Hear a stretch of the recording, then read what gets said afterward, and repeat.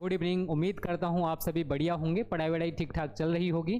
तो आज हम क्या डिस्कस करने वाले हैं, बेसिक ऑफ फिजिक्स का बहुत ज़्यादा इंपॉर्टेंट लेक्चर, विभिन्न भौतिक राशियां, उनके संकेत व मात्रक। देखो इनकी जरूरत हमें कहाँ पड़ेगी, जब आप न्यूमेरिकल्स करोगे तो आपको भौतिक राशियों को पहचानना आना चाहिए। जब तक आप फिजिकल क्वांटिटीज़ को पहचानोगे नहीं, उनके सिंबल्स नहीं जानोगे, उनके यूनिट्स आपको नहीं पता होंगे, तो भाई आप न्यूमेरिकल्स को नहीं करने वाले हो। इस चीज़ को आप लोग याद रखना। इसलिए बेसिक ऑफ फिजिक्स बच्चों बहुत ज़्यादा जरूरी है। इससे पहले भी मैं आपको 2 लेक्चर्स प्रोवाइड कर चुका हूं, जिसमें मैंने आपको बेसिक ऑफ फिजिक्स ही पढ़ाया था।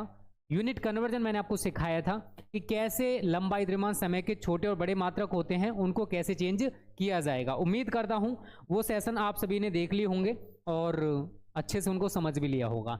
आज हम लोग बहुत ज़्यादा इंपॉर्टेंट बात करेंगे भाई, तो सेशन में लास्ट तक बने रहना, बिल्कुल भी वीडियो को स्किप मत करना, लास्ट तक बने रहोगे तभी सारी चीज़ें क्लियर होंगी। ठीक है बच्चों, तो यहाँ पर मैंने कुछ फिजिकल क्वांटिटीज़ लिखी हुई हैं। तो यहाँ पर आप देख सकते हो सीरियल नंबर है, यहाँ पर भौतिक राशि का नाम है, यहाँ संकेत है, यहाँ अन्य राशियों से संबंध है और यहाँ पर उसका यूनिट या मात्रक है। ये सभी चीज़ें आपके लिए बहुत ज़्यादा जरूरी है बच्चों, सही तरह इनको समझने की कोशिश करना। अब देखो कहीं पर आपको लंबाई नाम की चीज़ मिल जाती है। लंबाई को इंग्लिश में क्या कहते हैं? लेंथ, LENGTH, सभी को पता होगा।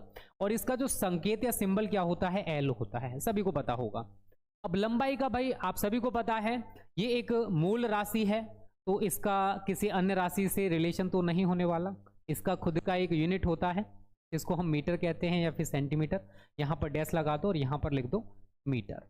MKS पद्धति में इसका जो मात्रक है बच्चों वो क्या होता है? मीटर होता है। ध्यान से समझना, सारी चीज़ें इंपॉर्टेंट है। द्रव्यमान इंग्लिश में क्या कहते हैं इसको?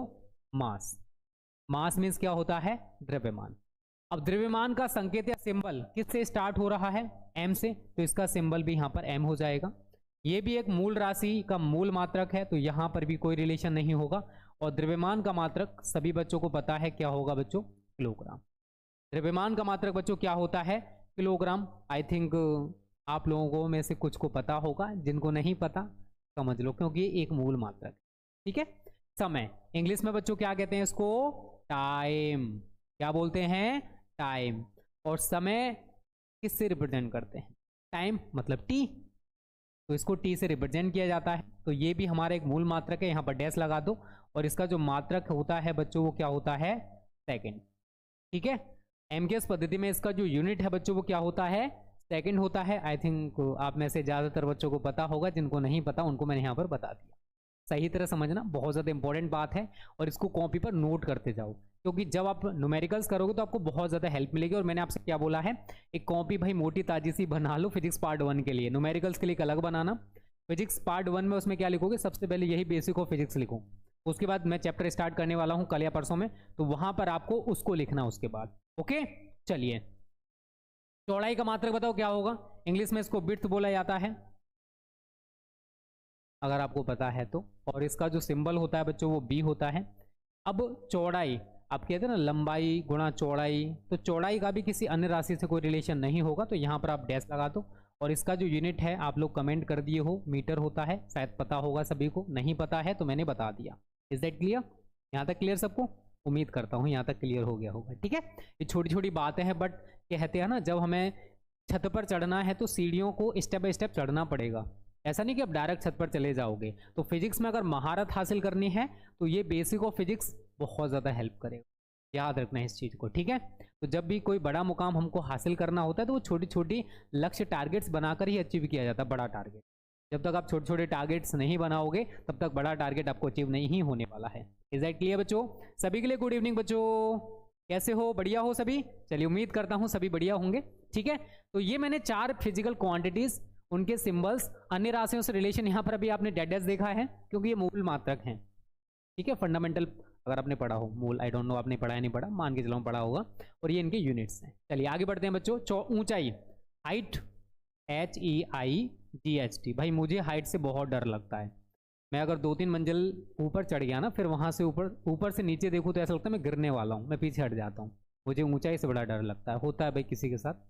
और हाइट को भाई किससे रिप्रेजेंट करेंगे? H से ही स्टार्ट हो रहा है, यहाँ पर भी डैश लगाओगे। और इसका भी यूनिट बच्चों क्या होता है? मीटर। आई थिंक हमारे ज़्यादातर सुंदर से प्यारे से बच्चों को पता होगा। बताइए सभी को पता है? कोई बात नहीं, ज़्यादा लेट नहीं हुए हो बच्चों, ठीक है। अभी थोड़ी देर ही सेशन को हुआ है, बस मैंने 4-5 क्वांटिटीज़ के बारे में आपको बताया है। ये आपके लिए सेशन बहुत ज़्यादा इंपॉर्टेंट है भाई, बहुत ज़्यादा इंपॉर्टेंट जिसको बोलते हैं, क्योंकि यहाँ पर आप बहुत कुछ सीखने वाले हो और इसको नोट कर लो, इससे आपको पूरी फिजिक्स में बहुत ज़्यादा हेल्प मिलेगी। मैं यहाँ पर 11th वाली फिजिक्स नहीं उठा रहा हूँ भाई, 11th वाली की हमें ज़रूरत नहीं पड़ेगी, क्योंकि यहाँ पर आप इलेक्ट्रोस्टैटिक्स पढ़ोगे, मैग्नेटिज्म पढ़ोगे, ऑप्टिक्स पढ़ोगे, मॉडर्न फिजिक्स पढ़ोगे, बट 11th में एक अलग ही पैटर्न का फिजिक्स है। पहले क्या होता था, ये दोनों एक ही मिक्स थे, 11th का 12th का पढ़कर हम 12th के एग्जाम दिया करते थे अपने ज़माने में, मतलब उस टाइम पर 11th और 12th दोनों का मिक्स होकर आता था। 11th वाला फिजिक्स का पार्ट 1 रहता था, उसका पेपर अलग होता था, और फिजिक्स पार्ट 2 का पेपर अलग होता था। बट अब जो भी है भाई, कोई दिक्कत नहीं, हो जाता है, ठीक है। चलिए, दूरी, इंग्लिश में इसको क्या बोलते हैं, डिस्टेंस। तो किसी पिंड द्वारा तय किए गए मार्ग की कुल लंबाई को दूरी कहते हैं। अब इसका मतलब क्या है, जैसे आप हो यहां पर, ठीक है, ये आपका क्या है बच्चों, ये घर है। अब आप अपने स्कूल तक जाते हो, यहां पर मैंने बना दिया आपका स्कूल, ये क्या है, स्कूल है। अब आप अपने घर से गए स्कूल तक, और आपके घर से स्कूल कितनी दूरी पर है, तो मैं कहूंगा 400 मीटर। तो आपने घर से स्कूल तक जाने में कितनी दूरी तय की, 400 मीटर। अब जब दोबारा से आप इधर से यहां तक गए, अब जब दोबारा से स्कूल से घर आए, फिर से आपने 400 मीटर दूरी तय की। तो मैं आपसे पूछूंगा कि आपने कितनी दूरी तय की घर से स्कूल और स्कूल से घर आने में, तो आप कहोगे सर 400 + 400, हमने 800 मीटर दूरी तय की। तो किसी पिंड द्वारा तय किए गए मार्ग की कुल लंबाई को, आपने यहां से यहां तक का मार्ग तय किया, फिर यहां से दोबारा से मार्ग तय किया, तो टोटल जो डिस्टेंस होगा, जो दूरी होगी बच्चों, वो 800 मीटर होगी। तो आपने 11th में पढ़ा होगा कि किसी पिंड द्वारा तय किए गए मार्ग की जो कुल लंबाई होती है, जो पिंड कुल मार्ग तय करता है, उसको कहा जाता है दूरी या डिस्टेंस। मैंने बोला यहां से आप स्कूल तक गए, स्कूल से दोबारा से वापस घर पे आ गए, ठीक है, तो 400 मीटर आपने इधर से तय किया और 400 मीटर आपने इधर से तय किया, तो टोटल जो दूरी हुआ वो कितना हुआ बच्चों, 800 मीटर। तो डिस्टेंस, दूरी, इसको कहीं कहीं आप देखोगे डी से रिप्रेजेंट करते हैं, कहीं कहीं आप एस से भी देखोगे, ठीक है, आपको दोनों यहां पर मिल जाएंगे, डी या फिर एस, मैं दोनों लिख दे रहा हूं यहां पर। तो यहां पर किसी अन्य राशि से, क्योंकि डेफिनेशन हम यहां पर खुद से बना रहे हैं, किसी पिंड द्वारा तय किए मार्ग की कुल लंबाई को दूरी कहते हैं। तो ये भी किसी अन्य राशि से कोई रिलेशन नहीं रखेगी, मैं इसको मिटा दे रहा हूं, ठीक है। और यहां पर इसका भी जो मात्रक है ना, वो मीटर होता है बच्चों, इसका भी मात्रक बच्चों आप लोगों को क्या याद रखना है कि इसका भी मात्रक मीटर होता है। Is that clear? उसके बाद विस्थापन, इंग्लिश में इसको कहा जाता है डिस्प्लेसमेंट, डिस्प्लेसमेंट, इसको भी हम डी या एस से रिप्रेजेंट करते हैं, यहां पर भी डैश, और इसका भी जो यूनिट है ना वो मीटर होता है। बट आपको इस सब दोनों में अंतर क्या है, एक डिस्टेंस एक डिस्प्लेसमेंट है। तो किसी पिंड की प्रारंभिक और अंतिम लंबाई या अंतिम के बीच के परिवर्तन को, इसका मतलब थोड़ा समझ लीजिए, ये इसकी प्रारंभिक स्थिति है, ठीक है, और यहां तक हमारा पिंड गया, ये इसकी अंतिम स्थिति मान लो। मान के चलिए आपका ये इस घर है और ये स्कूल है, यहां से यहां तक गए, आपका विस्थापन भी 400 मीटर हुआ और आपकी दूरी भी 400 मीटर है। लेकिन फिर आप स्कूल से यहां तक लौटकर वापस आ गए, ठीक है, अब ये आपकी अंतिम स्थिति है और ये आपकी प्रारंभिक स्थिति है। अब प्रारंभिक और अंतिम स्थितियों के बीच का जो परिवर्तन है, जो दूरी है, इनके बीच का डिस्टेंस क्या है, अब 200 मीटर। तो यहां पर जो विस्थापन है ना वो 200 मीटर होगा। ध्यान से समझने की कोशिश करना, किसी पिंड की प्रारंभिक और अंतिम स्थितियों के बीच के परिवर्तन को डिस्प्लेसमेंट कहा जाता है। आपने घर से चले स्कूल तक तो 400 मीटर का आपका विस्थापन भी है, दूरी भी है, लेकिन दोबारा से स्कूल से आप आधा इधर से तय कर चुके हो। दूरी अगर मैं पूछूंगा तो आप कहोगे सर 400 और उधर से मैंने 200 तय कर लिया, तो सर मेरा दूरी 600 मीटर हो गया। लेकिन विस्थापन, ये इसकी अंतिम स्थिति है और ये इसकी प्रारंभिक स्थिति है। अब इनके बीच का जो परिवर्तन है, बीच की जो दूरी है वो कितनी है, 200 मीटर। तो यहां पर विस्थापन आपका 200 मीटर होगा। और अगर दोबारा से आप लौटकर घर पर आ चुके हो तो प्रारंभिक और अंतिम स्थितियों के बीच का परिवर्तन कितना है, तो 400 - 400 बराबर 0। तो विस्थापन 0 होगा, लेकिन दूरी 400 + 400 800 मीटर होगी। आपने शायद ये चीज़ पढ़ी होगी डिस्प्लेसमेंट और डिस्टेंस के बारे में, ये दोनों में अंतर होता है। तो जो डिस्टेंस है हमारी एक अदिश राशि है और जो डिस्प्लेसमेंट है ये हमारी एक सदिश राशि है। एक स्केलर क्वांटिटी और एक वेक्टर क्वांटिटी है। आई थिंक आप लोगों ने गलती से इसको पढ़ा होगा, आई डोंट नो आपने पढ़ा है नहीं पढ़ा, बट मैंने आपको थोड़ा सा अंतर बताने का प्रयास किया है बच्चों की डिस्प्लेसमेंट और डिस्टेंस होते क्या है। उम्मीद करता हूँ आपके छोटे से दिमाग में फीड हो गए होंगे। अगर नहीं हुए हैं तो एक बार क्लास को दोबारा देख लेना और अच्छे से क्लियर हो जाएंगे। ठीक है बच्चों, उम्मीद करता हूँ ये सारी चीज़ें आपको आती होंगी। 11th में थोड़ा बहुत तो पढ़े होंगे यार, नहीं पढ़े हो चलो कोई दिक्कत नहीं है, ना पढ़े सही, आपको बेसिक से लेके चलूंगा अपर लेवल तक, टेंशन ना लो, बहुत अच्छे से प्रिपरेशन करेंगे 2024 के लिए। बस आप लोग मेहनत करना, एकदम जीरो लेवल से मैं पढ़ाने की कोशिश कर रहा हूँ, क्योंकि मुझे पता है आप में से ज़्यादातर बच्चे ग्रेट होते हैं जो पढ़ाई वढ़ाई को एकदम साइड कर देते हैं। मानता हूँ कुछ बच्चे ऐसे भी होते हैं जो अच्छे से स्टडी करते हैं, ठीक है, बट सभी एक जैसे नहीं होते हैं। ओके चलिए, नेक्स्ट है आपका क्षेत्रफल। इंग्लिश में इसको बच्चों क्या कहते हैं, एरिया, और एरिया को हम ए से रिप्रेजेंट करते हैं। और क्षेत्रफल बराबर आई थिंक आपने गलती से पढ़ा होगा लंबाई गुणा चौड़ाई, या फिर L इंटू बी। अब लंबाई का मात्रक क्या होता है बच्चों, मीटर। चौड़ाई का मात्रक क्या होता है, मीटर। और मीटर का मीटर में मल्टीपल करोगे तो क्या हो जाएगा, मीटर स्क्वायर। ठीक है, ये चीजें समझो। तो अगर आपसे कोई पूछता है कि भाई क्षेत्रफल का मात्रक बताओ, तो आप इजीली उसको बता सकते हो कि क्षेत्रफल का मात्रक मीटर स्क्वायर होता है। क्या होता है, मीटर स्क्वायर होता है। यहां तक सब कुछ क्लियर है, जल्दी से बताओ बच्चों, यहां तक सब कुछ क्लियर है। उम्मीद करता हूं सब कुछ क्लियर हो गया होगा। बहुत ही बेसिक सी चीजें हैं, कोई टिपिकल चीज नहीं, बहुत आसान है, बस समझने की कोशिश करना। चलिए आगे बढ़ते हैं हम अपने आगे के टॉपिक्स की ओर। ठीक है, अभी तक हमारी कितनी क्वांटिटीज हो गई बच्चों, यहां तक 8। मैं यहां पर नंबरिंग कर दे रहा हूं, 9, 10, 11, 12, 13, 14, 15, 16, 17, 18, 19 और 20। ठीक है, आयतन, इंग्लिश में इसको कहा जाता है बच्चों वॉल्यूम। ठीक है, इसको हम V से रिप्रेजेंट करते हैं। और अन्य राशियों से रिलेशन क्या होता है, लंबाई गुणा चौड़ाई गुणा ऊंचाई। अगर मैं आपसे पूछूं भाई लंबाई का मात्रक क्या होता है, आप कहोगे सर मीटर। चौड़ाई का क्या होता है, आप कहोगे सर मीटर। ऊंचाई का क्या होता है, आप कहोगे सर मीटर। और ये क्या बन जाएगा, metre metre metre metre cube. तो अगर आपसे कोई पूछता है कि भाई आयतन का मात्रक बताओ, तो आप इजीली बता सकते हो बच्चों कि वॉल्यूम का जो यूनिट है वो हमारा मीटर क्यूब होता है। अगर आपसे कोई पूछता है कि सिंबल बताओ, भाई इसका संकेत क्या होता है, प्रतीक क्या होता है, तो आप बता सकते हो कि वॉल्यूम का जो सिंबल या प्रतीक है वो V होता है। समझने वाली चीज है, रटने वाली चीज नहीं है। ठीक है, घनत्व, इंग्लिश में इसको कहा जाता है डेंसिटी। क्या कहा जाता है, डेंसिटी। इसको हम स्मॉल d से रिप्रेजेंट करते हैं। कहीं पर आपको रॉ भी देखने को मिल सकता है, ठीक है, कोई दिक्कत नहीं है। और ये होता है द्रव्यमान। देखो, द्रव्यमान बराबर आयतन गुणा घनत्व, सभी बड़े होंगे, तो घनत्व बराबर क्या हो जाता है, द्रव्यमान बटे आयतन। हिंदी में लिखना चाहते हो लिख सकते हो, द्रव्यमान बटे आयतन। और इसी से हम इसका यूनिट भी बनाएंगे बच्चों। ऐसा नहीं कि हम नया कहीं से यूनिट बनाने वाले हैं, ऐसा कुछ नहीं है, इसी से आप यूनिट बनाओगे। आपसे पूछूं भाई द्रव्यमान का मात्रक क्या होता है, अभी आप कुछ देर पहले पढ़े हो किलोग्राम होता है, सभी ने पढ़ा है अभी कुछ देर पहले, किलोग्राम लिख दिया मैंने। फिर नीचे आप क्या देख रहे हो, बट्टे में आयतन लिखा हुआ है, और आयतन का यूनिट अभी पढ़ा है मीटर क्यूब। तो इसका जो यूनिट बना है, ये हमारा एक डेराइव्ड यूनिट है, एक व्युत्पन्न मात्रक है।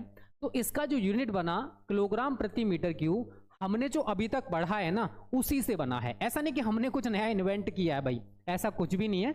अभी तक जो आप पढ़े हो, डेंसिटी बराबर आपने सीखा द्रव्यमान बटे आयतन होता है।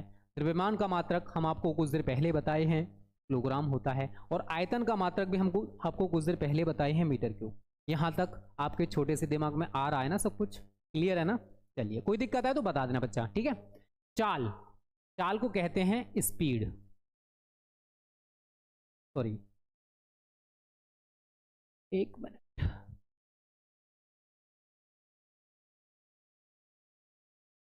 ठीक है, स्पीड, ठीक है। और वेग को कहा जाता है वेलोसिटी, ठीक है। अब स्पीड या चाल, चाल बराबर आपने देखो दोनों का सिंबल एक ही होता है, V और V। जैसे आपने भी पढ़ा था ना कुछ देर पहले, मैंने आपको क्या पढ़ाया था, दूरी बढ़ाया था और एक विस्थापन बढ़ाया था। यहाँ पर भी सेम चीजें चलती हैं। चाल बराबर होता है दूरी बट्टे समय। क्या होता है बच्चा, दूरी बट्टे समय। और वेलोसिटी, वेग बराबर होता है विस्थापन बट्टे समय। वेग बराबर क्या होता है बच्चा, विस्थापन बट्टे समय। दोनों में अंतर कुछ भी नहीं है, बस थोड़ा सा है कि स्पीड में दूरी को लिया जाता है और वेलोसिटी विस्थापन में, सॉरी वेग में विस्थापन को लिया जाता है, और कोई चेंजेस नहीं है दोनों में। बात करें, ये हमारी एक अदिश राशि है और ये हमारी एक सदिश राशि है, ठीक है। जैसा आप लोगों ने उधर देखा था कि दूरी हमारी अदिश राशि थी और वेग हमारी सदिश राशि थी, वैसे ही बच्चों यहाँ पर भी चाल हमारी एक अदिश राशि है और वेग हमारी एक सदिश राशि है। एकदम बेसिक से समझने की कोशिश करो। तो किसी पिंड द्वारा एकांक समय में तय की गई दूरी को वेग कहा जाता है और किसी पिंड में एकांक समय में हुए विस्थापन को वेलोसिटी या वेग कहा जाता है। तो रटने वाली चीजें बिल्कुल नहीं है, अगर आप अच्छी तरह समझोगे तो बहुत ही बेसिक सी चीजें हैं। डेफिनेशंस भी बेटा खुद से बना सकते हो। किसी पिंड द्वारा एकांक समय में तय की गई दूरी को स्पीड कहा जाता है, चाल कहा जाता है। किसी पिंड द्वारा एकांक समय में हुए विस्थापन को वेलोसिटी या वेग कहा जाता है। क्लियर है ना? अब मैं अगर इसके मात्रक की बात करूं, दूरी का मात्रक आप कुछ देर पहले पढ़े हो मीटर, समय का मात्रक आप सभी को पता है सेकंड होता है। तो इसका जो यूनिट बना मीटर प्रति सेकंड, मैंने नहीं बनाया, आपने जो सीखा है उसी से बनाया है। ठीक है, आपने कुछ देर पहले पढ़ा भाई दूरी का मात्रक मीटर होता है सर, समय का मात्रक सेकंड होता है, बट्टे का साइन लगा हुआ तो मैंने बट्टे का साइन लगा दिया। सेम विस्थापन का मात्रक क्या पढ़े हो आप लोग? मीटर। और समय का मात्रक क्या पढ़े हो आप लोग? सेकंड। बताइए, रटना पड़ेगा? रटना नहीं मेरे दोस्त, समझना है। अब इंटर लेवल पर आ चुके हो, रटने को छोड़ दो, गोली मार दो, अब आपको रटना नहीं है, समझना है। बेसिक से सारी चीजें हम लोग क्लियर करेंगे, टेंशन मत लेना। ओके, चलिए आगे बढ़ते हैं। त्वरण, इंग्लिश में इसको कहा जाता है एक्सीलरेशन। क्या कहते हैं इसको? एक्सीलरेशन। इसको स्मॉल ए से रिप्रेजेंट करते हैं। और त्वरण बराबर होता है वेग परिवर्तन बट्टे समय। वेग परिवर्तन बटे समय। वेग परिवर्तन या वेग का मात्रक आपने क्या पढ़ा? मीटर प्रति सेकंड। मीटर प्रति सेकंड। और नीचे क्या है? समय। और समय का मात्रक क्या होता है? सेकंड। सेकंड नीचे आ जाएगा। तो यहां पर जो यूनिट है बच्चों वो क्या बन जाएगा? मीटर प्रति सेकंड स्क्वायर। ठीक है, तो अगर आपसे कोई पूछे भाई कि त्वरण का मात्रक बताओ, तो आप इजीली बता सकते हो कि त्वरण का मात्रक मीटर प्रति सेकंड स्क्वायर होता है। अब त्वरण का अन्य राशियों से रिलेशन क्या है? तो वेग परिवर्तन बट्टे समय। एकांक समय, किसी पिंड में एकांक समय में हुए वेग परिवर्तन को एक्सेलरेशन या त्वरण कहा जाता है। यहां पर आपने गुरुत्वीय त्वरण के बारे में भी गलती से सुना होगा, तो गुरुत्वीय त्वरण में कुछ नया नहीं होता। गुरुत्वीय त्वरण का बस सिंबल चेंज हो जाता है स्मॉल जी, और डेफिनेशन चेंज हो जाती है, यूनिट सेम रहता है मीटर प्रति सेकंड स्क्वायर। वहां पर आपने वैल्यूज, मैं एक वैल्यूज की वीडियोज भी बना दूंगा, जो फिजिकल क्वांटिटीज कुछ ऐसे कांस्टेंट वैल्यूज हैं जिनके मान आपको पता होने चाहिए। जैसे प्लैंक कांस्टेंट होता है, सावर्ती गैस नियतांक होता है, बोल्ट्जमैन नियतांक होता है, वायुथर्मोडायनामिक प्रकाश की चाल होते हैं, बहुत सारे कांस्टेंट वैल्यूज हैं जिसकी वैल्यूज आपको पता होनी चाहिए। चलिए, बल इंग्लिश में क्या कहते हैं बच्चों? फोर्स। ठीक है, और एफ से इसको हम रिप्रेजेंट करते हैं। और बल बराबर क्या होता है? द्रव्यमान गुणा त्वरण, m इंटू ए। पढ़ा होगा आप लोगों ने 11th में, नहीं तो 9th में, कहीं ना कहीं आपने F बराबर m इंटू ए गलती से जरूर पढ़ा होगा। चलिए बहुत अच्छी बात है भाई, जो भी यूनिट निकाल लेते हैं, जो नहीं निकाल पाते हैं वो सीख लो भाई। अच्छी बात है, आप यहां से बहुत सारी चीजें सीखोगे। और यही रीजन था कि मैंने आपको पहले थोड़ा सा बेसिक क्लियर करा रहा हूं, जिससे कि आपका थोड़ा बेसिक मजबूत हो जाएगा ना, तो आगे जाके आपको दिक्कत नहीं होने वाला। ठीक है, और टाइम यार अच्छे से स्टडी होगी, टेंशन ना लो, चैप्टर वाइज भी चलेगा, बहुत अच्छे से चलेगा। बट ये हमारे लिए बहुत ज्यादा जरूरी चीज है जो मैं इस टाइम आपको पढ़ा रहा हूँ, ये कोई नहीं पढ़ाता भाई। ठीक है, चलिए अब देखो मात्रक की बात आएगी तो द्रव्यमान का मात्रक आप लोगों ने पढ़ा है, क्या होता है बच्चों? किलोग्राम। और त्वरण का मात्रक मीटर प्रति सेकंड स्क्वायर।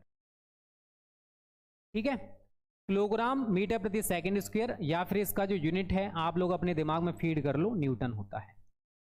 ठीक है, बल का मात्रक क्या होता है? न्यूटन या फिर किलोग्राम इंटू मीटर प्रति सेकंड स्क्वायर, और इसी को हम लोग न्यूटन कहते हैं। आपने न्यूटन के बारे में गलती से सुना होगा।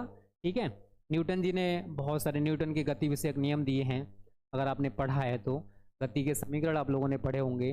गुरुत्वाकर्षण बल के बारे में न्यूटन जी ने बताया था कि जो सेब था वो नीचे गिरा था, उसी से उन्होंने गुरुत्वाकर्षण बल दिया था।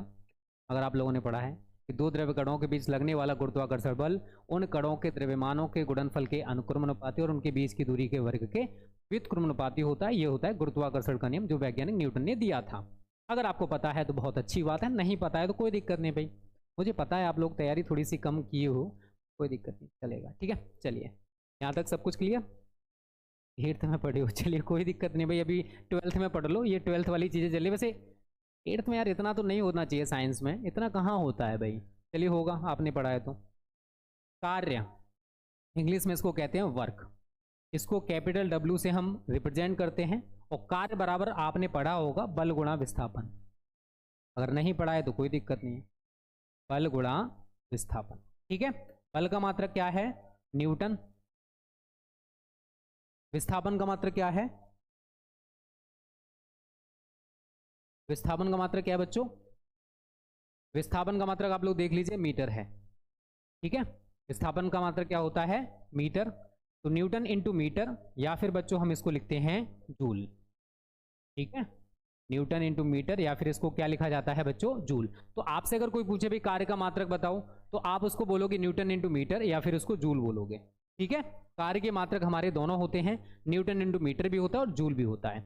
चलिए नेक्स्ट है बच्चों दाब। इंग्लिश में इसको कहते हैं प्रेशर। और प्रेशर को पी किससे स्टार्ट हो रहा है? पी से। पी दाब बराबर होता है बल बट्टे क्षेत्रफल, मतलब F अपॉन A। दाब बराबर क्या होता है? बल बटे क्षेत्रफल। अब बल का मात्रक आप कुछ देर पहले पढ़े हो, क्या होता है बच्चों? न्यूटन। अब बनाना सीखिए, बटे क्षेत्रफल का हम क्या बताए हैं? पीछे बताए हैं। क्षेत्रफल का हम आपको बताए हैं मीटर स्क्वायर। अब देखो दाब के और भी बहुत सारे मात्रक होते हैं, पास्कल भी होता है, वायुमंडलीय दाब भी होता है, अगर आपने पढ़े हैं, बार भी होता है, टर भी होता है, बहुत सारी यूनिट्स हैं। बट हमको एमकेएस सिस्टम में याद रखना न्यूटन पर मीटर स्क्वायर। याद रखोगे ना, भूलना मत, इंपॉर्टेंट चीजें हैं। ठीक है, समझ लीजिए कैसे बना है। अब देखो गतिज ऊर्जा को इंग्लिश में कहा जाता है, यहाँ पर छोटे छोटे वर्ड में लिख दे रहा हूँ मैं, काइनेटिक एनर्जी। क्या बोलते हैं इसको? Kinetic energy.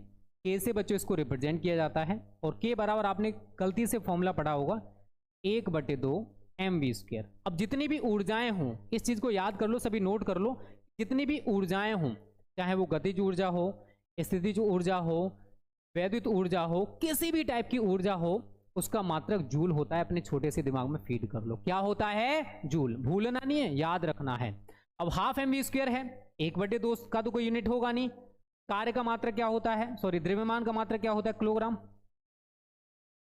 वेग का मात्रक कहां है भाई? वेग मीटर प्रति सेकंड, इसका स्क्वायर लगा हुआ है, तो मीटर स्क्वायर बटे सेकंड स्क्वायर, इसी को तो जूल कहा जाता है। या फिर हम इसको क्या लिखेंगे बच्चों?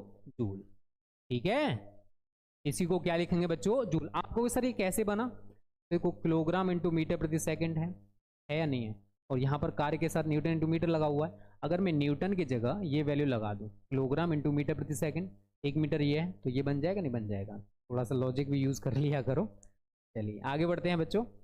नेक्स्ट है आपका स्थितिज ऊर्जा। इंग्लिश में इसको कहा जाता है पोटेंशियल एनर्जी। क्या कहा जाता है इसको? पोटेंशियल एनर्जी इसको कहा जाता है बच्चा पार्टी। अब इसको हम किससे रिप्रेजेंट करते हैं? तो यू से। तो यू बराबर होता है फॉर्मूला mgh।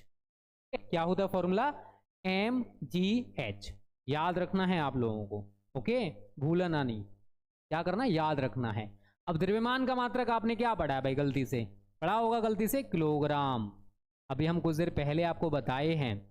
गुरुत्वीय त्वरण का मात्रक क्या बताए हैं? मीटर प्रति सेकंड स्क्वायर इनटू h का मात्रक, ऊंचाई का मात्रक क्या पढ़ाए हैं हम आपको? देख लो भाई, पीछे हमने ऊंचाई का मात्रक आपको मीटर पढ़ाया है। बताइए इतनी जल्दी भूलोगे कैसे काम चलेगा? इज इक्वल टू, इसको क्या लिखा जा सकता है? किलोग्राम इंटू मीटर स्क्वायर प्रति सेकंड स्क्वायर, और या इसको क्या लिखते हैं बच्चों? जूल। ठीक है, जो मैंने आपको बातें बताई हैं वो आप लोग याद रखना कि कार्य का मात्रक, ऊर्जा का मात्रक, चाहे वो किसी भी प्रकार की ऊर्जा क्यों ना हो, उसका मात्रक जूल ही होता है। भूलोगे तो किसका नुकसान करोगे? अपना। अंडरस्टैंड? चलिए, सामर्थ्य या शक्ति, इंग्लिश में इसको पावर कहा जाता है। ठीक है, और पावर P बराबर क्या होता है? W/T।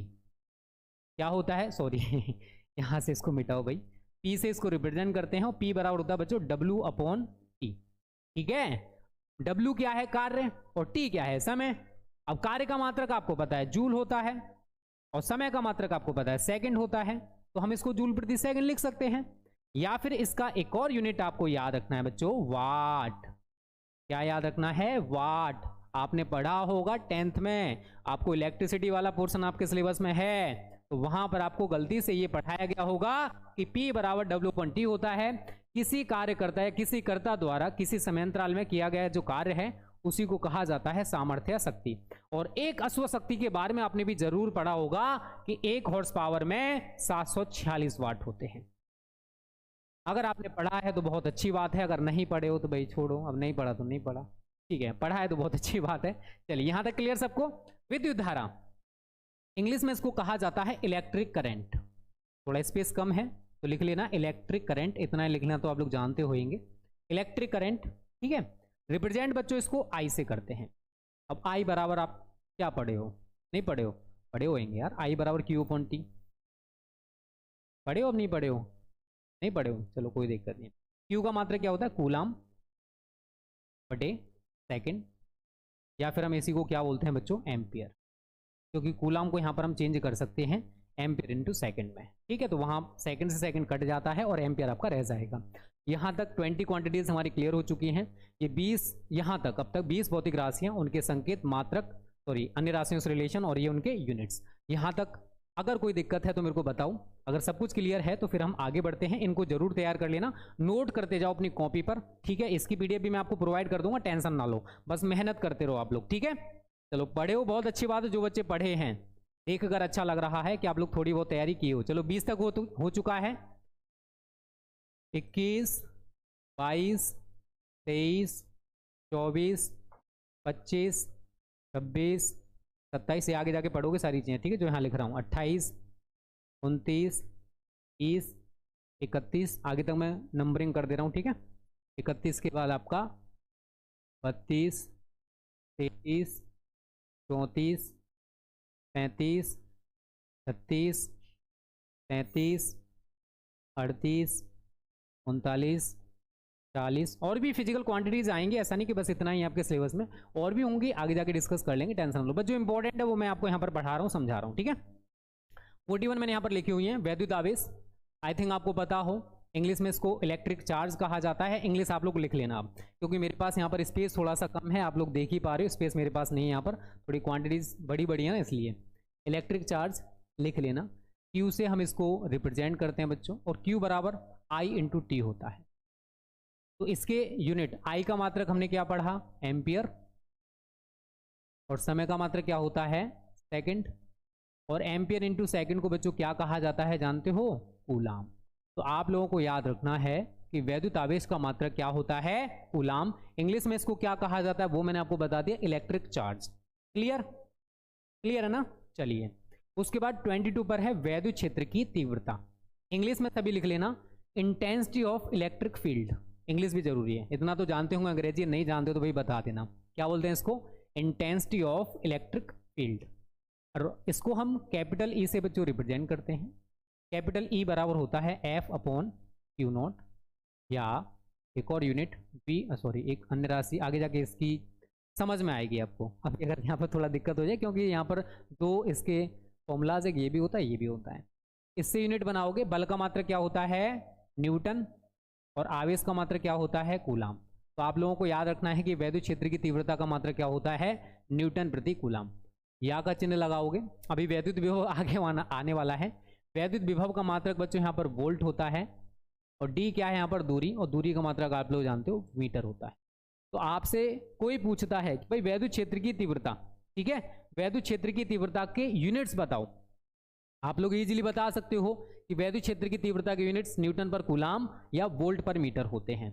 ओके क्लियर, समझने की कोशिश करो। और ये नोट्स जो बच्चे पेड हैं, आपको ऑलरेडी एप्लीकेशन में हमने चैप्टर 1 तक प्रोवाइड कर दिए हैं, बेसिक ऑफ फिजिक्स के नोट्स भी हैं, और चैप्टर 1 वैद्युत आवेश एवं क्षेत्र के स्मार्ट नोट्स भी हैं, हैंड रिटेन कल तक आपको मिल जाएंगे, ठीक है, एप्लीकेशन में ही। वहीं पर आपको चैप्टर 1 तक पूरा कंटेंट हम प्रोवाइड कर देंगे, और जैसे जैसे हम पढ़ाते जाएंगे वैसे वैसे आगे का कंटेंट आपको प्रोवाइड होता जाएगा। ये नहीं कि एक साथ आपको सारा दे दिया जाए, क्योंकि यहाँ पर हमारे बच्चे जो हैं वो मंथली वाले भी रहेंगे, ईयरली वाले भी हैं, 3 मंथ्स वाले भी रहेंगे, और 6 मंथ्स वाले भी ऐड होंगे। इसलिए जो कंटेंट आपको मिलेगा वो धीरे धीरे करके ही मिलेगा। जैसे चैप्टर 1 चल रहा है तो उसका मिल जाएगा पूरा कंटेंट, जैसे चैप्टर 2 पर आएंगे चैप्टर 2 का पूरा कंटेंट मिल जाएगा। ये नहीं कि एक साथ आपको सारा कंटेंट मिले। ओके बच्चों, ये आप लोग याद रखना। चलिए, वैद्युत विभव, इलेक्ट्रिक पोटेंशियल इसको कहा जाता है, इसको हम V से रिप्रेजेंट करते हैं। ये आप लोगों को याद रखना है, किससे रिप्रेजेंट किया जाता है, V से। और V बराबर होता है बच्चों W अपॉन क्यू नॉट। एकांक परीक्षण आवेश को अनंत से वैद्युत क्षेत्र में किसी बिंदु तक लाने में जितना कार्य करना पड़ता है उसे उस बिंदु पर इलेक्ट्रिक पोटेंशियल या वैद्युत विभव कहा जाता है। बहुत छोटी सी बात है, आप लोग याद कर लेना, ठीक है। अब बात आती है सर यूनिट्स की। कार्य का मात्रक आप लोगों को पता है जूल होता है, और आवेश का मात्रक आपको पता है कूलाम होता है। ठीक है, या फिर मैं इसको क्या लिख सकता हूँ बच्चों, जूल प्रति कूलाम, या फिर मैं इसको क्या लिख सकता हूँ, जल्दी से बताओ, वोल्ट। ठीक है, आप लोगों को याद रखना है कि वैद्युत विभव हो या फिर वैद्युत विभवांतर भी कहीं आ जाए ना, तो उसका यूनिट भी आपको याद रखना जूल प्रति कूलाम या फिर वोल्ट होता है। ओके, बहुत अच्छी बात है अगर आप लोगों को पता है। इलेक्ट्रिक कैपेसिटेंस, वैद्युत धारिता को इंग्लिश में क्या कहते हैं, लिख लेना सब इंग्लिश में भी, क्योंकि अभी तक हिंदी में पढ़ रहे हो, आगे जाके अंग्रेजी में पाला पड़ेगा आप लोगों का। फिर मत कहना कि दिनेश सर ने फिजिक्स में हमें इंग्लिश में ये नहीं बताया था, वो नहीं बताया था, फिर आपकी गलती होगी कि आप लोगों ने हमसे ऐसे पढ़ा नहीं, मैंने तो बताया आपने लिखा नहीं। फिर गलती किसकी, दिनेश सर की नहीं होगी, आप लोगों की होगी। ओके, तो वैद्युत धारिता को इंग्लिश में क्या कहते हैं बच्चों, इलेक्ट्रिक कैपेसिटेंस। इसको हम C से रिप्रेजेंट करते हैं, और C बराबर होता है Q/V। क्या होता है C बराबर Q/V। Q का मात्रक आप लोग ऊपर याद ही कर चुके हो, कूलाम होता है। V का मात्रक आप लोग याद ही कर चुके हो, वोल्ट होता है। और कूलाम प्रति वोल्ट को ही क्या कहा जाता है बच्चों, फैरड। क्या बोलते हैं, फैरड। तो आपसे अगर कोई पूछता है कि भाई वैद्युत धारिता का मात्रक बताओ, तो आप इजीली उसको बता सकते हो कि वैद्युत धारिता का मात्रक कूलाम पर वोल्ट या फिर फैरड होता है। ठीक है ना, चलिए, वैद्युत धारिता, इलेक्ट्रिक रेजिस्टेंस इसको कहा जाता है। इसको हम कैपिटल R से रिप्रेजेंट करते हैं बच्चों, और कैपिटल R बराबर होता है V/I। V/I, V क्या यहाँ पर विभवांतर है, और I क्या है, धारा। V का मात्रक क्या पढ़ा आप लोगों ने, वोल्ट, और धारा का मात्रक कुछ देर पहले मैंने आपको पढ़ाया है, क्या होता है, एम्पियर। तो वोल्ट प्रति एम्पियर को यहाँ पर एक चीज याद रखना, ओम कहा जाता है। तो या करके लिख लो ओम, इसको हम ओमेगा से रिप्रेजेंट भी करते हैं। ठीक है बच्चों, ये छोटी छोटी बातें हैं जो आप लोगों को थोड़ा अच्छे से समझना है, इनकी जरूरत हमको आगे जाके बहुत अच्छे से पड़ेगी।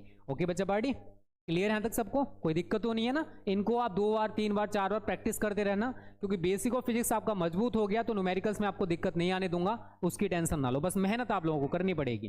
ठीक है, चलिए, coefficient of self induction, coefficient of mutual induction, इसको हम L से रिप्रेजेंट करते हैं और इसको हम M से रिप्रेजेंट करते हैं। फोकस दूरी, फोकल लेंथ होता है, आई थिंक आपको पता होगा। Power of lens, frequency of light, frequency, speed of frequency in vacuum. ठीक है, चलिए अब मैं आपको थोड़ा थोड़ा इनको बात बताता जाता हूँ। फोकस दूरी को हम F से रिप्रेजेंट करते हैं, लेंस की क्षमता को P से रिप्रेजेंट करते हैं, प्रकाश की आवृत्ति को न्यू, इसका नाम लिख लीजिए न्यू, ये प्रकाश की आवृत्ति है। निर्वात में प्रकाश की चाल, इसको C से रिप्रेजेंट किया जाता है। आई थिंक कुछ चीजें आपको पता होंगी, कुछ चीजें ऐसी होंगी जो आपको नहीं पता होंगी, बट कोई दिक्कत नहीं है। तो कैपिटल L बराबर बच्चों देखो बहुत सारे फॉर्मूलाज आप आगे जाके पढ़ोगे, एक पढ़ोगे आप N/V बराबर LI होता है, तो यहाँ से हम इसका फॉर्मूला बना लेते हैं L बराबर N/V/I। ठीक है, कोई दिक्कत नहीं। अगर E बराबर हम एक पढ़ते हैं -L ΔI/ΔT, तो यहाँ पर जो L के लिए फॉर्मूला बनता है वो क्या बनेगा बताइए, L के लिए क्या फॉर्मूला बनेगा, -E/ΔI/ΔT, यही तो बनेगा। और इसका मात्रक आप लोग याद रखना हेनरी, बस ऐसे तो इसके यूनिट्स बहुत सारे बना दूंगा, बट आप लोगों को याद रखना हेनरी। ठीक है, यहाँ पर भी सेम होता है, सेम कंडीशन रहती है, इसी तरीके से हम यहाँ पर फॉर्मूला बनाते हैं, बट यहाँ पर कंडीशन दूसरी हो जाती है, -E2/ΔI1/ΔT, ये फॉर्मूला याद रखना। इसके लिए भी सेम फॉर्मूला बनेगा, E2 बराबर -M/ΔI1/ΔT। ठीक है बच्चों, तो ये आप आगे जाके सारी चीज़ें पढ़ोगे, आपके सिलेबस में सब कुछ है, बस यहाँ पर कहते हैं ना एज अ संक्षिप्त में आप लोगों को बता दे रहा हूँ, जिससे आपको आगे जाके थोड़ा दिक्कत कम हो जाए कि आप लोग ये बोलोगे सर आपने पहले ही पढ़ा दिया था, इससे हमें बहुत ज़्यादा हेल्प मिली है, ये आप लोग खुद से बोलोगे। ओके, तो इसका भी यूनिट आप लोगों को याद रखना बच्चों, हेनरी। क्या याद रखना है, हेनरी स्वप्रेरक गुणांक या स्वप्रेरकत्व का यूनिट हेनरी होता है, और अन्योन्य प्रेरक गुणांक या अन्योन्य प्रेरकत्व का यूनिट हेनरी होता है। फोकस दूरी की बात आए तो आपने शायद 10th में पढ़ा होगा कि सी लेंस के प्रकाशीय केंद्र से फोकस तक की जो दूरी है उसको फोकस दूरी कहा जाता है। तो यहाँ पर इसका अन्य राशि से रिलेशन डैश लगा दोगे, और इसका यूनिट आई थिंक सभी को पता होगा, दूरी का मात्रक क्या होता है, मीटर। बेसिक सी बात है, शायद आपको दिक्कत ना करे। लेंस की क्षमता, पावर ऑफ लेंस आपने पढ़ा है 1/F या एफ किस में होना चाहिए, मीटर में। और इसका जो यूनिट है बच्चों आपने पढ़ा होगा, डायोप्टर होता है। इसका यूनिट क्या होता है, डायोप्टर। अगर आप लोगों ने पढ़ा है तो बहुत अच्छी बात है, नहीं पढ़ा है तो इसको पढ़ लेना, इट्स इंपॉर्टेंट फॉर यू, आपको काम देगा ये चीजें। ठीक है, यहां तक क्लियर सबको। न्यू प्रकाश की आवृत्ति, न्यू बराबर h अपॉन लैम्डा होता है, और इसका यूनिट आप लोग याद रखना हर्ट्ज। इसका यूनिट क्या होता है? Hertz H Z. ठीक है, आप लोग याद रखना, इट्स इंपॉर्टेंट फॉर यू, भूलना मत इसको, फ्रीक्वेंसी को। निर्वात में प्रकाश की चाल c से रिप्रेजेंट करते हैं। अब इसका भाई चाल है तो इसका एक प्रकाश द्वारा निर्वात में 1 वर्ष में चली गई दूरी को वायु अथवा निर्वात में प्रकाश की चाल कहा जाता है। निर्वात में 1 वर्ष में प्रकाश जितनी दूरी तय करेगा उसको क्या कहा जाता है? निर्वात में प्रकाश की चाल 1 वर्ष में। और ये जो निकल के आती वैल्यू वो आती है 3 × 10⁸ मीटर पर सेकेंड। इसका यूनिट आप लोग लिख सकते हो मीटर पर सेकेंड। और प्रकाश की चाल अगर लिखना चाहते हो तो लिख लो यहाँ पर 3 × 10⁸ मीटर प्रति सेकेंड होती है।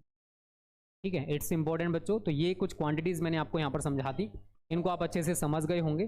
ठीक है, आपने सारी चीज़ें पढ़ी है नहीं पढ़ी मेरे को कमेंट कर दो। सारी चीज़ें आपने नहीं पढ़ी होंगी, जितने बच्चे लाए वो, मुझे इतना भरोसा है ये सारी चीज़ें आपने नहीं पढ़ी होंगी। हाँ, कुछ चीज़ें आपने पढ़ी होंगी, मान सकता हूँ गलती से पढ़ ली होंगी, बट सारी नहीं पढ़ी होंगी, इतना मेरे को भरोसा है आप लोगों के ऊपर। भाई पढ़ी हैं, ये ताज्जुब वाली बात है और कुछ नहीं है। चलिए यहाँ तक क्लियर सबको बच्चों? कोई दिक्कत तो नहीं किसी को? अगर दिक्कत आए तो आप मेरे को व्हाट्सएप पर बता देना, सर मेरे को ये डाउट है। ठीक है, चलिए आगे बात करते हैं बच्चों। चुंबकीय flux, magnetic flux, magnetic field, वैद्युशीलता, इनके बारे में देखो। चुंबकशीलता, वैद्युशीलता इंपॉर्टेंट चीजें हैं, अगर सही तरह समझने की कोशिश करोगे इट्स इंपॉर्टेंट। चुंबकीय फ्लक्स की बात करूं, इसको हम 5b से रिप्रेजेंट करते हैं। ये हमारी कांस्टेंट वैल्यूज है, मैंने यहाँ पर लिख लिया है भाई, ये कांस्टेंट वैल्यूज हैं। आगे जाके मैं इनके बारे में बताऊंगा। p, इसको अगर आपको पता है तो ये एप्सिलॉन नॉट होता है, हम इसको पहले चैप्टर में पढ़ेंगे, एप्सिलॉन नॉट। ठीक है, और ये होता है, इसको रिप्रेजेंट करते हैं म्यू नॉट से। क्या है ये? Mu naught. ओके, चुंबकीय द्विध्रुव आघूर्ण m होता है, वैद्युत द्विध्रुव आघूर्ण p से रिप्रेजेंट करते हैं, विशिष्ट प्रतिरोध ρ से रिप्रेजेंट करते हैं, धारा घनत्व J से रिप्रेजेंट करते हैं, विशिष्ट चालकता सिग्मा से रिप्रेजेंट करते हैं। पहले आपको रिप्रेजेंटेशन थोड़ा सा पता होना चाहिए, इससे आपको बहुत ज़्यादा हेल्प मिल जाएगा बच्चा। ठीक है, ये रिप्रेजेंटेशन बहुत ज़्यादा जरूरी है। ये तो 2 कांस्टेंट वैल्यूज मैंने यहाँ पर इंक्लूड कर दिए, मैं फिजिकल क्वांटिटीज में इनको काउंट ना करूँ तो चलेगा। वायु निर्वात की वैद्युशीलता 5b। 5b बराबर क्या पढ़ा आप लोगों ने? बी ए cos थीटा। अगर पढ़ा है तो, नहीं पढ़ा कोई दिक्कत नहीं, मैंने बता दिया भाई आपको। ये रिलेशन होता है 5b का, बी ए cos थीटा। ठीक है, फॉर्मूला होता है। अगर मैं बात करूं b, चुंबकीय क्षेत्र b, आपने पढ़ा होगा F बराबर IBL sin थीटा। तो b बराबर क्या बनता है? आपने क्या पढ़ा? F बराबर, चलिए मैं यूनिट भी यहाँ लिख दे रहा हूँ, चुंबकीय फ्लक्स का मात्रक वेबर होता है। ठीक है, याद रखना। अब मैं दूसरी की बात कर रहा हूँ, तो देखो F बराबर आपने पढ़ा है, नहीं पढ़ा कोई दिक्कत नहीं, आगे जाके पढ़ लोगे, IBL sin थीटा। तो अगर b बराबर बना रहे हो तो क्या बनेगा? F upon IL sin theta. तो यहाँ से एक यूनिट आप इसका बना सकते हो, फॉर्मूला उसी को लिख दो, F बटे IL sin थीटा। अब यूनिट इसके कई पढ़ोगे आप लोग, 4 यूनिट्स में आपको पढ़ाऊंगा। एक तो आप इसी से बना लो, बल का मात्रक क्या होता है? न्यूटन, I का मात्रक एम्पियर, और लंबाई या दूरी का मात्रक metre. cos theta by sin theta उसका कोई यूनिट नहीं होगा, तो एक आपको याद रखना न्यूटन प्रति एम्पियर मीटर। ठीक है, एक ऊपर वाले फॉर्मूला से बना लो, b बराबर क्या हो जाएगा? 5b upon a cos theta. एक आप इससे इसका फॉर्मूला बना सकते। 5b का मात्रक आपने क्या पढ़ा अभी? वेबर। क्षेत्रफल का मात्रक क्या होता है? Metre square. तो आप लोगों को याद रखना है, चुंबकीय क्षेत्र का भी यूनिट यहाँ पर एक बना चुका हूँ मैं, कि चुंबकीय क्षेत्र का यूनिट यहाँ पर एक वेबर प्रति मीटर स्क्वायर आपका बन जाएगा। क्या बन जाएगा बच्चों? वेबर प्रति मीटर स्क्वायर यहाँ पर एक यूनिट आपका बन जाएगा। यहाँ तक सब कुछ क्लियर? कोई दिक्कत तो नहीं है? चलिए, एप्सिलॉन नॉट यहाँ पर ये डैश ही लगा दो, कोई दिक्कत नहीं, वैसे निकल के आ जाएगा। वैल्यू आप लोग याद रखना, 8.85 इंटू 10⁻12। ठीक है, कूलम स्क्वायर प्रति newton metre square. Mu naught की होती है 4 पाई इंटू 10⁻, ये बराबर लगा लो। ठीक है, 10⁻7 न्यूटन प्रति एम्पीयर। ये इनके यूनिट्स आप लोग लिख सकते हो आगे कूलम स्क्वायर प्रति न्यूटन मीटर स्क्वायर, और इसका बन जाएगा आपका न्यूटन प्रति एम्पीयर। ये कांस्टेंट वैल्यूज है, मैंने यहाँ पर इंक्लूड कर लिया है, कोई दिक्कत नहीं हो जाता भाई। इनको भी आप लोग तैयार कर लेना, इनकी जरूरत हमें आगे जाके पढ़ने वाली है। अभी से थोड़ा सा ज्ञान अर्जित कर लोगे, आपको ये ज़्यादा बेटर रहेगा। ओके, चलिए बहुत अच्छी बात है। हाँ, थोड़ा थोड़ा पता, कोई दिक्कत नहीं, अभी ज़्यादा पता कर लेना भाई। ठीक है, अभी थोड़ा थोड़ा पता किया, अभी ज़्यादा पता कर लो, दैट्स इंपॉर्टेंट फॉर यू। चलिए नेक्स्ट आपकी चुंबकीय द्विध्रुव आघूर्ण, किसी ने पढ़ी होगी, किसी ने नहीं पढ़ी होगी। m बराबर NIA भी होता है, अगर फेरों की संख्या 1 हो तो I इंटू A भी बन जाता है। यूनिट आप इसी से बना सकते हो। I का मात्रक क्या होता है? एम्पियर, और क्षेत्रफल का मात्रक क्या होता है? Metre square. क्षेत्रफल का मात्रक क्या होता है बच्चों? Metre square. तो यहाँ पर चुंबकीय द्विध्रुव आघूर्ण का जो यूनिट बना वो क्या बना? Ampere metre square. इसमें रटना पड़ेगा का? नहीं रटना पड़ेगा, समझने की कोशिश करो। चलिए, वैद्युत द्विध्रुव आघूर्ण P आपने पढ़ा होगा पहले चैप्टर में, नहीं पढ़ा है तो मैं पढ़ाऊंगा। Q into 2L। Q आवेश का मात्रक क्या होता है बच्चों? कूलाम, और 2L यहाँ पर डिस्टेंस लिया जाता है, तो डिस्टेंस का मात्रक क्या होता है? मीटर। तो आप लोग याद रखना, आपसे कोई भी पूछे भाई कि वैद्युत द्विध्रुव आघूर्ण का मात्रक बता, तो आप इजीली इसको बता सकते हो कि वैद्युत द्विध्रुव आघूर्ण का यूनिट कूलाम इंटू मीटर होता है। फॉर्मूला से बनाना सीखो, फॉर्मूला याद कर लो बस, ये आप लोग खुद से सीख जाओगे। ज्यादातर कांस्टेंट जिस वर्ड से वो स्टार्ट हो रहा है उसी आधार पर रखे गए, कुछ चेंज होंगे वो आप लोग तैयार कर लेना।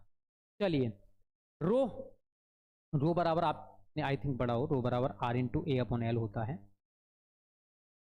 अगर पढ़ा है तो बहुत अच्छी बात है, या E अपॉन J भी हम यहाँ पर लिख देते हैं, ठीक है। नहीं पढ़े कोई दिक्कत नहीं, चलेगा। यूनिट की बात करें तो भाई यहाँ से आसानी से इसका R का ओम होता है, क्षेत्रफल का मीटर स्क्वायर, मीटर से 1 मीटर कट जाएगा, तो इसका जो यूनिट बनता है वो ओम मीटर बनता है, जो हम इसी से बना लेते हैं। आप लोगों को याद रखना है कि विशिष्ट प्रतिरोध का जो यूनिट होता है ना, वो क्या होता है? ओम मीटर। ओम तो आपको पता चल गया भाई, R से आ गया। क्षेत्रफल का क्या होता है? Metre square. दूरी का क्या होता है? लंबाई का क्या होता है? मीटर। 1 मीटर से मीटर कट जाएगा, तो ओम मीटर हमारा यहाँ पर यूनिट बन जाएगा। अपने छोटे से दिमाग में ये चीज फीड कर लेना। जे धारा घनत्व, जे बराबर बच्चों होता है आपका I अपॉन A। जे बराबर क्या होता है बच्चों? I upon A। अब I क्या है? वैद्युत धारा है, और वैद्युत धारा का मात्रक क्या होता है? एम्पियर, ठीक है। और क्षेत्रफल का मात्रक क्या होता है? Metre square. आप लोगों के लिए एक नया फॉर्मूला बन गया धारा घनत्व का, एम्पियर प्रति मीटर स्क्वायर, ठीक है ना। चलिए, विशेष चालकता सिग्मा, सिग्मा 1 अपॉन रो होता है। रो का मात्रक आपने क्या पढ़ा? ओम मीटर। ओम मीटर को ऊपर लेके जाओगे तो क्या हो जाएगा? Ohm inverse metre inverse. तो आपसे कोई भी समझदार इंसान पूछता है कि विशिष्ट चालकता का मात्रक बताओ, ये चीजें नोट कर ले। हो सकता है स्मार्ट नोट्स में कुछ क्वांटिटीज ना आपको दे रखी हो, बट आप लोग ये सारी की सारी क्वांटिटीज लिख लेना, दैट्स वेरी इंपॉर्टेंट। मैं आपको ये व्हाट्सएप पर प्रोवाइड करवा दूंगा, वैसे कुछ क्वांटिटीज स्मार्ट नोट्स में ना हो वो आप यहाँ से इंक्लूड कर लेना, वहाँ पर लिख लेना, ठीक है बच्चों। चलिए आगे बात करें, यहाँ तक सब कुछ क्लियर है ना? यहाँ तक कोई दिक्कत तो नहीं किसी को? चलिए, नेक्स्ट है बच्चों आपका बल आघूर्ण।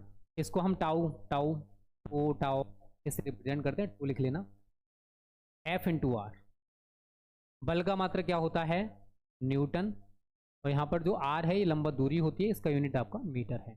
ये कुछ क्वांटिटी हैं फिजिकल जिनकी ज़रूरत हमें पढ़ने वाली है भाई, जब आप इंटर की तैयारी हमारे साथ करोगे तो इनको आप अच्छे से तैयार कर लेना। जितने भी फिजिकल क्वांटिटीज, उनके संकेत, मात्रक, निराशियों से रिलेशन, जो भी मैंने आपको बताया है, 1 से 2 बार जब आप प्रैक्टिस करोगे तो आपको ये अच्छे तरीके से सारी चीज़ें समझ में आ जाएंगी। तो प्रैक्टिस आप लोगों को करनी है, जब आप प्रैक्टिस करोगे तो ऑटोमेटिक सारी चीज़ों को सीख जाओगे। तो ये पहले बेसिक ऑफ फिजिक्स मजबूत कर लो, फिर आपको आगे जाके ना जब चैप्टर वाइज आपको बढ़ाऊंगा तो वहाँ पर दिक्कत नहीं होने वाला।